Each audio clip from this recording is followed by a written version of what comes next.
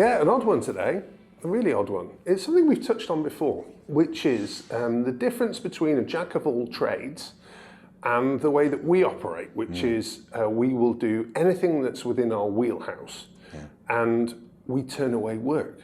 And let me just, for point of clarification, you guys do a lot of stuff. Yeah, we do a huge range of stuff. But it's an odd one. In the early days, if you imagine, back in 2008, Dan and I are putting our life savings into the company at the time, and we were desperate, to say the least.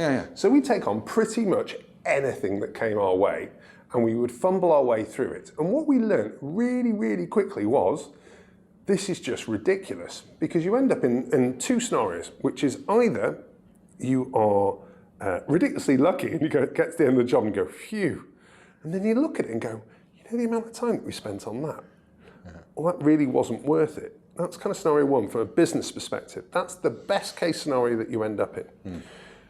Option two is that something goes wrong during the job because that's not your core skill set. You don't have the right people, you don't have the right materials, and therefore it's a much higher risk of something going wrong. At that point, you are, first of all, committed to the work that you've agreed to do to a customer, with a customer rather, and then secondly, you have a customer that is exceedingly upset because they haven't got the end result that they were hoping for. And it's an odd one. So we decided really early on, we are just going to stick to those things that are entirely within our wheelhouse, and secondly, we are going to carry on training our guys to try and expand that effectively, but behind the scenes. Ah, that's interesting. Yeah, so that's exactly what we've done over the years, and believe it or not, we're still doing it right now. So what's the cost to doing that? The cost of doing that is very different, which is, well, the cost is normally either mine, Dan's, or somebody we know's item. At the moment, it's bathroom, that may well be out of order for a week or so, whilst either we are working out what went wrong when our first attempt didn't work out, or alternatively, when we've got it right, we will then multiply the number of guys who actually go to that site and replicate the work that's been done. So for instance, right now, our big bugbear is concealed toilets, which are the toilets that have the tank inside a fixed unit, okay? Now, to the general public, these seem perfectly normal. It's just a toilet that's inside a box. Unfortunately, that's not the case. What happened was, when they were built in, they were considered, oh, well, we don't really need to think about ever maintenance on these. The parts are built right, and away we go.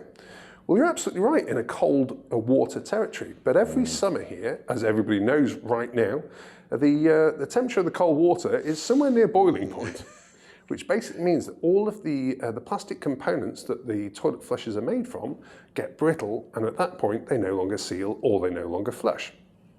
So we need to get back at it.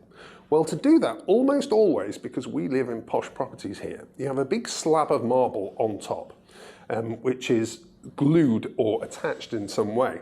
Okay? Well, it's only attached to be designed to be done once. Oh, no. Okay? They don't leave an access panel because that would be way too obvious, and instead it's sealed all the way down, grouted around the edges with grout that's now 10 to 15 years old. So you're trying to get this off without breaking that, because if you break it, you've got to replace it. At that point, you only have a really small access to be able to get to it, because when it was installed, the wall in front wasn't there. Okay? So then at that point, we've got to work out which part has failed through a little gap that can often be 6 inches maybe in terms of diameter. That's not very big. No, it's tiny. It's absolutely tiny. So when you then imagine getting an arm in there, which you need to do to be able to feel at it, you've got very little visual as well. So then you basically need to work out, okay, well, if it's the toilet flush, if you imagine the way that a toilet flush works, it has to be attached to the physical tank itself with a locking nut underneath. Yeah.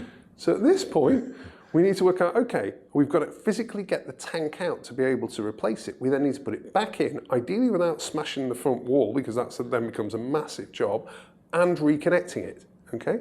So if you imagine, I'm not going to claim that it is like surgery, but it's quite like surgery, you know? So Now, the way that a budget outfit would do it would be, I'm really sorry, madam, but the only way of doing this work is to smash up your bathroom, and then I've got completely different tiles that look nothing like what you've currently got to be able to do. And the bill for that, even though the part would probably only be around the 500-600 dirham mark, overall it's a bathroom remodel, so we're looking at 8 to 10,000. Okay, or more likely what they'll say is, oh, well, this is going to be very difficult, madam, sir, so as a result, we will do our best efforts and we'll see how we get on. You know? Or they'll just go absolutely silent, which is, yeah, we can do that. Next thing you know, you hear the first whack, which is as they're smashing the wall out, and you are committed, it's done. Okay, right. And that outfit will have got money up front, they will have claimed it's for parts, so that way they've got at least their time covered for when they get thrown off site, and away they go. Okay, now, much to the chagrin, three options. Yeah, but much to the chagrin of some customers, and I absolutely understand their perspective, which is, I don't really care, I just want it done. Right. Totally get it. But the fact is, when you then take a more responsible approach to that as a service provider, unless you are 100% sure that you can solve that job, then I can't imagine why you would even start it. And this is where the difficulty comes, because you end up with customers thinking, oh, well, you know, there's holes in this company's abilities. Yeah. Well, yeah, there are actually. It's a hole which we will, try to fill, but we need to try to fill it the right way so that we're not committing you to horrendous amounts of money, and for us as a company, horrendous amounts of resource for a substandard end result. So, you know, what we try and do is to do a couple of these every year. So right now it's those concealed flushes. So are concealed flushing toilets more common now? Oh yes, much more common, without doubt. In fact, almost every new development these days, unless it's a budget development, has concealed toilets, and especially in tower blocks for some reason. Wow. Yeah, it's they're massive. But the other problem that they didn't really think about is, unlike normal toilet cisterns, which basically there are 3 different flush mechanisms as standard, and that will cover 95% of the toilet cisterns. When it goes concealed, each one is bespoke, and even when it is bespoke, it's very rare that you can physically see what the model is to be able to work out, actually the brand on many occasions, because the flush is often different to the front mech, because they basically wanted to save a bit of cash. And that is where it gets really complex. So we got to tackle it. We absolutely have to tackle it. And you know, it's most important for us, for essential customers, where at the moment we've actually got it as an exclusion. Because you know, we have to stick within stuff that we are totally confident with. But therefore, a lot of work has been done behind the scenes to try and get that where it needs to be. Which is a real challenge when you're upfront saying, look, we're not jobbers. There are things we will not be able to deal with, unfortunately. Maybe we can direct you to someone who does that as a specialty. Maybe not. But the reality right now is we can't direct customers in this situation to anybody else that isn't a bodger and dodger. Wow.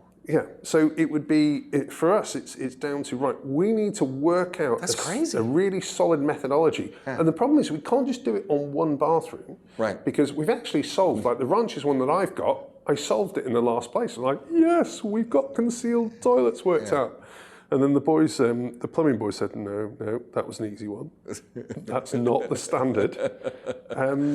And you know, this is where it gets really painful. But also, you've got that risk factor of the job as well. That initial stage of getting either cracking a tile or alternatively cracking that slab is an absolute nightmare. Because in that situation, although up front the customer will say, "Oh yes, I'll take the risk of this of that happening," as we try and warn people ahead of time.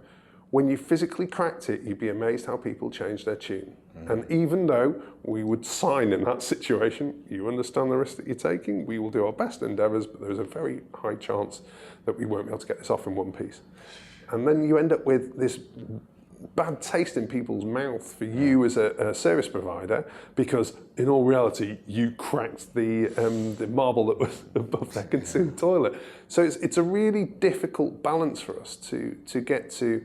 We want to provide as much as we possibly can for customers, but at the same time, there are those jobs that are just nasty, that are going to leave egg on our faces no matter what, but we need to be as skilled as we possibly can be to be able to cover them. And if we can't get to that confidence level where we are going to be able to do them and do them well, we simply won't do them.